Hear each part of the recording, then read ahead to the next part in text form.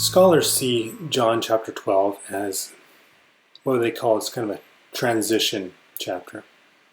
We saw a lot of action in John chapter 11.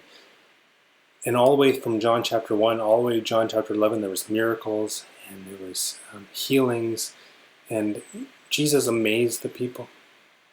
And here in John chapter 12, it's a passage that doesn't contain any miracles. And really it's just it is a transition passage, a transition chapter. It's almost like, from crossing from one mountain peak to the other, that high valley that would link two mountains. Still part of the mountain, but taking you from one peak to the other.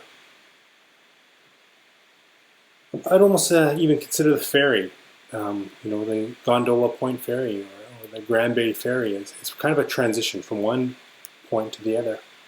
And sometimes on those transitions, life is a little bit easier. I'll give you the example of, you're still moving on the ferry, but you're not. And we go from what happens to Lazarus to what happens to Jesus. This chapter takes us from the life of Jesus to the end of the life of Jesus. Because after this, the Jewish people, the Pharisees, get their way. And they begin to persecute Jesus. They begin to prosecute Jesus. And then they end up sending Jesus to the cross. And that transition happens here in John chapter 12. And the reason I say that, the reason I think that's important, is Jesus says this in John chapter 12, verse 23. The hour has come for the Son of Man to be glorified. I tell you the truth. Unless a kernel of wheat falls to the ground and dies, it remains only a single seed. But if it dies, it produces many seeds. The man who loves his life will lose it, while the man who hates his life in this world will keep it for eternal life. Whoever serves me must follow me, and where I am, my servant also will be. My Father will honor the one who serves me. Jesus continues on to explain,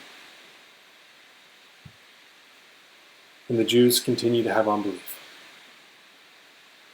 But through it all, he's faithful. Through it all, he's faithful to me, he's faithful to you, he's been faithful all along.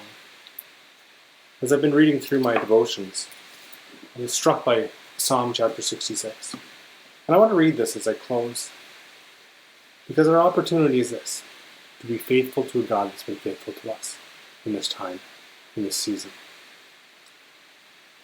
David has these words. It says these words: shout with joy to God, all the earth. Sing the glory of his name. Make his praise glorious. Say to God, how awesome are your deeds. So great is your power, that your enemies cringe before you. All the earth bow down to you, they sing praise to you, they sing praise to your name.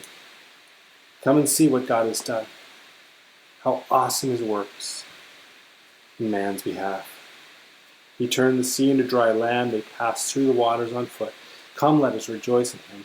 He rules forever by his power, his eyes watch the nations. Let not the rebellious rise up against him. In 6 months, my prayer is that COVID will be over. In a year, we'll be talking about it. It'll go down in history as one of the most historic seasons in the world. But as we look back on it, what will our church be known for? How will this shape you as a person? How will you be different because of this? What will change? What will stay the same? When you look back on this, how will it be defined? Will it be defined as a season where we were faithful to him who has always been faithful to us?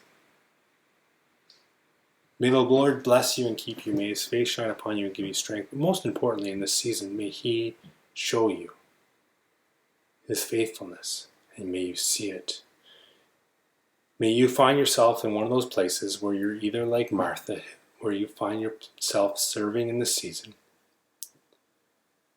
or Lazarus, where you find yourself putting your feet up and relaxing with Jesus, or like Mary, letting your hair down and being faithful to Him. Blessings.